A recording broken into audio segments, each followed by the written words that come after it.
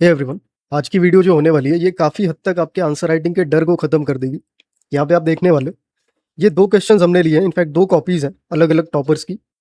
एक टॉपर आपको दिखते हैं 2019 से और दूसरी टॉपर है 2024 से। आपको दिख रहा है कि काफ़ी टाइम गैप है, 5 साल का गैप है रफली, और इसमें क्या डिफरेंसेस आपको देखने को मिल रहे हैं, वो सारी चीज़ें हम देखने की कोशिश करेंगे। ट्रेंड कैसे चेंज हुआ, 2019 में किस तरीके के आंसर होते थे, 2024 में कैसा आंसर आपको दिखता है। लेकिन इंटरेस्टिंग चीज़ क्या है कि जब ये आंसर मैं एनालाइज़ कर रहा था, उसमें काफ़ी मिस्टेक्स आपको दिखेंगी और वो डर शायद आपका खत्म हो कि एक परफेक्ट आंसर आपको लिखना है। बाय द वे, ये रैंक 1 की आंसर कॉपी है 2019 के शुभम कुमार, और ये रैंक 17 आई गेस है उनकी। संस्कृति त्रिवेदी इस साल की टॉपर है, तो आप उनकी कॉपीज चेक कर सकते हो, विजन आईएएस से ली हुई है। क्वेश्चन देख लेते हैं। क्वेश्चन है, how can India make citizen charter a powerful tool for improving governance and empowering citizens. Question direct है, स्ट्रेट है एकदम। क्वेश्चन रखा गया है कि आपसे कैसे ये होगा, how it can be improved, तो वो इम्प्रूवमेंट यहाँ पे पूछी जा रही है, and how it can empower citizens of India. Second question क्या है, citizens charter make administration both accountable and citizen friendly. यहाँ तक तो ठीक है, कोई ऐसा क्वेश्चन है नहीं। क्वेश्चन यहाँ से स्टार्ट हो रहा है, however over time in a large number of offices citizens charter have fallen into disuse. Direct कहा जा रहा है कि सिटीजन्स चार्टर जो है वो इनइफेक्टिव है, ये आपसे कहा जा रहा है। इसके बाद क्या कहा जा रहा है, suggest measures that can make these charters effective tools for bringing accountability in public service. Suggestions आपको देने हैं इफेक्टिविटी लाने के लिए, कैसे इसको और बेहतर कर सकते हैं। और इसके पहले आपसे कहा गया है कि ये जो सिटीजन्स चार्टर है वो इनइफेक्टिव हो चुका है काफ़ी ऑफिसेज में। वैसा ही कुछ क्वेश्चन यहाँ पे भी आपको दिख रहा है, सिटीजन्स चार्टर एक पावरफुल टूल कैसे बन सकता है in improving governance and empowering citizens of India. देखते हैं कैसे इन्होंने अप्रोच किया दोनों टॉपर्स ने। यहाँ तक तो मुझे लगता है कि आप लोगों में से काफ़ी लोगों ने आइडिया लगा लिया होगा इसका स्ट्रक्चर क्या होने वाला है, लेकिन यहाँ पे आपको मिसमैच दिखेगा। ये पहला वाला क्वेश्चन है जिसमें एम्पावरमेंट और इम्प्रूविंग की बात हो रही थी, गवर्नेंस को इम्प्रूव करने की बात हो रही थी। आपके हिसाब से और मेरे हिसाब से भी क्या होना चाहिए था कि मल्टीपल हेडिंग्स एटलीस्ट इसमें हम रख सकते थे। 2 हेडिंग्स तो इजीली इसमें फ्रेम हो सकती थी, और कम से कम 8 से 10 पॉइंट्स इजीली हम इसमें बना सकते थे। देखते हैं इन्होंने कैसे आंसर किया। इन्होंने इंट्रोड्यूस किया, citizen charter are statements given by institutions about the type and quality of service provided by them. ठीक है यहाँ तक, and is result of chartism movement under John Major government in UK. ये जो second part आप देख रहे हो ये इनकरेक्ट है। जॉन मेजर गवर्नमेंट में इंट्रोड्यूस भले हुआ था ये सिटीजन चार्टर, लेकिन ये रिजल्ट नहीं है चार्टिज्म मूवमेंट का या चार्टिस्ट मूवमेंट का। चार्टिस्ट मूवमेंट एक टोटली डिफरेंट मूवमेंट है, वर्किंग क्लास के लिए एक मूवमेंट हुआ था, यूके के ही अंदर हुआ था, लेकिन वो डिफरेंट मूवमेंट है। तो यहाँ पे ये रिलेशन जो है वो इनकरेक्ट आपको दिख रहा है, और ये डर आपका खत्म हुआ होगा कि आपको हर जगह पे करेक्ट होना है। आप यहाँ पे क्लियरली देख सकते हो कि इंट्रोडक्शन में ही एक इनकरेक्ट इन्फॉर्मेशन दी गई है, ऑल्दो यहाँ तक तो इंट्रोडक्शन सही है। बहरहाल यहाँ पे देखते हैं इनका इंट्रोडक्शन क्या है। Citizens Charter refers to set of commitments by public service providers, which includes quality of service, time duration, list of services and robust grievance redressal mechanism. तो सिटीजन चार्टर के जो जो एलिमेंट्स हैं वो यहाँ पे इन्होंने बता दिए। इनका इंट्रो ठीक है, बेसिक डेफिनेशन इन्होंने दे दी। इनका इंट्रो यहाँ तक ठीक है, लेकिन यहाँ से इनकरेक्ट है। इसके बाद पहली हेडिंग आप देखते हो, charters can emerge as powerful tool, और उसके बाद कुछ पॉइंट यहाँ पे इन्होंने मेंशन किए। पॉइंट्स को देखते हैं एक एक करके। उससे पहले यहाँ पे अगर आप देखोगे तो इनकी हेडिंग है प्रॉब्लम्स की, क्योंकि क्वेश्चन में सिटीजन्स चार्टर को इनइफेक्टिव डायरेक्टली बता दिया गया था, तो आप प्रॉब्लम्स को यहाँ पे लिस्ट करोगे। एक एक करके देखते हैं। यहाँ पे इन्होंने क्या बताया, as per second ARC 10th report, focus on case to case basis, charter development, no one size fits all. देखो ये फिलर पॉइंट है, सेकेंड ARC का यूज तो इन्होंने किया है, लेकिन डायरेक्ट ऐसा कहीं मेंशन तो है नहीं कि चार्टर से रिलेटेड आपको कुछ दिखे। इसके आगे कुछ पॉइंट्स हैं वो सेकेंड ARC में आपको दिखते हैं कि वैसी बातें की जा रही है, जो कि यहाँ पे इन्होंने मेंशन भी किया सेवोत्तम मॉडल वगैरह का, जो आगे पॉइंट्स में हम देखेंगे। लेकिन ये फिलर पॉइंट है, ये ऐसा कुछ पॉइंट खास इसमें दिखता नहीं है। इसके बाद सेकेंड पॉइंट आप देखोगे, इसमें लिखा गया, information in the open ensures transparency and accountability, thus abide to good governance. देखो इंफॉर्मेशन इन द ओपन ये कोई खास पॉइंट तो नहीं है, मतलब इनसे और बेहतर पॉइंट एक्सपेक्ट किया जा सकता था। एक वेग पॉइंट आपको दिख रहा है, एक जेनरिक पॉइंट आपको दिख रहा है। फिलर पॉइंट कह सकते हो कि आप स्टार्टिंग ही ऐसी कर रहे हो जहाँ पे आप फिलर पॉइंट्स रख रहे हो। जो स्टेटमेंट की स्ट्रक्चरिंग है वो भी थोड़ी सी पुअर आपको दिख रही है, तो ये पॉइंट में ये दिक्कत आपको यहाँ पे दिख रही है। या आप इस तरीके के पॉइंट्स नहीं फ्रेम कर सकते? सोच के देखो, ये पॉइंट सिटीजन चार्टर से रिलेटेड आप प्रिपेयर नहीं कर सकते हो, आप इसको बना नहीं सकते हो, बहुत बेसिक सा है। इसके बाद थर्ड पॉइंट आप देखोगे, थर्ड पॉइंट है to abide by Sevottam standards second ARC of service delivery this ensures grievance redressal of the citizens. ठीक है, ये वाला पॉइंट सही है, अच्छा पॉइंट दिख रहा है, सेवोत्तम मॉडल की बात इन्होंने की है, ग्रीवियंस रिड्रेसल की बात इन्होंने की है, तो ये एक अच्छा पॉइंट यहाँ पे आपको दिख रहा है। लेकिन ये दोनों पॉइंट उतने खास नहीं दिखे। आगे बढ़ने से पहले एक काम करते हैं, इनके इस वाले पार्ट को एड्रेस कर लेते हैं, फिर आगे मूव करते हैं। क्वेश्चन क्योंकि दोनों का सिमिलर है, सिटीजन चार्टर के ऊपर डिस्कशन करना है, तो यहाँ पे हम साइड बाय साइड इसको देख रहे हैं। पहला पॉइंट है कॉपिंग of citizen charters by different department companies. देखो यहाँ पे डिपार्टमेंट तक तो ठीक है, कंपनीज वाला पार्ट थोड़ा सा ऑफ लगता है, क्योंकि जो सिटीजन चार्टर का पर्पज है वो पब्लिक गवर्नेंस को इफिशिएंट बनाना है, ना कि प्राइवेट गवर्नेंस को। तो ये कंपनीज वाला पार्ट थोड़ा सा ऑफ लगता है, लेकिन ठीक है, ये पॉइंट यही दिखा रहा है कि जो प्रॉब्लम है वो ये है कि कॉपिंग होती है, कॉपी कर लिया जाता है डिफरेंट डिपार्टमेंट्स के द्वारा, और एक्चुअल में उसकी कोई वैल्यू दिखती नहीं आपको, सिर्फ एक डॉक्यूमेंट की तरह लगा दिया उसको, और उस पर इम्प्लीमेंटेशन उसका काफ़ी वीक है। इसके बाद सेकेंड प्रॉब्लम है लेस कंसल्टेशंस। ठीक है, इसके बाद अगला पॉइंट है less involvement of stakeholders during its formation process.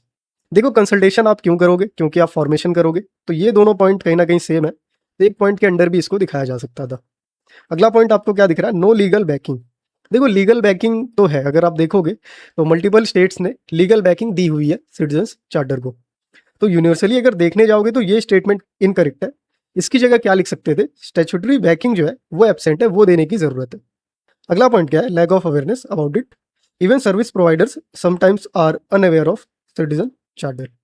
Service provider इसमें ये किसको समझ के कह रहे हैं वो थोड़ा सा एक डाउटफुल है, क्योंकि इसके पहले भी इन्होंने कंपनीज का मेंशन किया, जबकि हम क्लियरली देखते हैं कि सिटीजन चार्टर का जो मेन पर्पज है वो क्या है? वो पब्लिक गवर्नेंस को इफिशिएंट बनाना है, ना कि प्राइवेट गवर्नेंस को।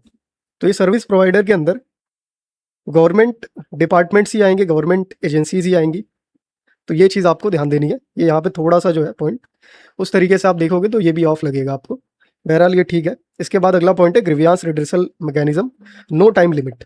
देखो टाइम लिमिट भी मेंशन होती है कहीं कहीं, ऐसा भी नहीं है कि टाइम लिमिट मेंशन नहीं होती। तो ग्रीवियंस रिड्रेसल की टाइम लिमिट जो है वो आपको दिखता है कि मेंशन की जा रही है बहुत सारे डिपार्टमेंट्स में, बहुत सारे चार्टर्स में। इसका इम्प्लीमेंटेशन हालांकि वो वीक है, तो वो एक पॉइंट हो सकता है। इसके बाद दूसरा पेज देखे, यहाँ पे इनका अगला पॉइंट है citizens to be seen active stakeholders and not passive recipients. वही जो कंसल्टेशन वाला पॉइंट यहाँ पे आपको दिखा, एक्टिव स्टेक होल्डर्स की तरह उसको देखना चाहिए, इन्वॉल्वमेंट उसका जो है वो इंपॉर्टेंट है, वही पॉइंट यहाँ भी आपको दिख रहा है। इसके बाद अगला पॉइंट है to make the charter relevant by widen public deliberations change as per the terms and use of language that is understood. Easy language use करो और पब्लिक डिलिब्रेशंस को और ज़्यादा करो, कहीं ना कहीं यही वाला पॉइंट है। इन्वॉल्वमेंट इंक्रीज करो, पब्लिक का इन्वॉल्वमेंट इसके अंदर ज़्यादा करो। स्ट्रक्चरिंग की बात करें तो पुअरली स्ट्रक्चर्ड पॉइंट है ये। इसके बाद अगला पॉइंट है by having certain models to emulate like model panchayat raj charter in Karnataka. Model panchayati raj charter का इन्होंने मेंशन किया, ये भी एक अच्छा पॉइंट आपको दिख रहा है। इसके बाद आप देख रहे हो not just citizen charter, citizens have to be given enhanced quality service delivery like web-based taxation filing, doorstep services to ensure full empowerment of citizens।